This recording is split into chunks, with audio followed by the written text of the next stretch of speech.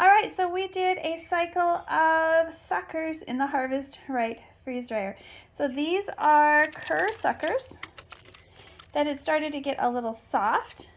And as you can see, they puffed up beautifully. It worked really well with the humidity. So if you have suckers that are getting soft, they work really well at being freeze dried. So these they're like cotton candy. They taste delicious. Kerr is known for having intensely flavored lollies, and those are really good. These, however, that were hard still, did not puff, so we'll go ahead and let these, sit where they can get soft, and we'll try them all again. For those of you who have wondered about the caramel apple pie and what they look like, the inside puffs out and bursts through. I made these for a friend of mine's granddaughter. They are absolutely amazing, and I hope she enjoys them.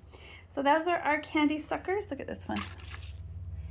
We've got Tootsie Roll caramel apple suckers and Kerr slightly chewies that do really well.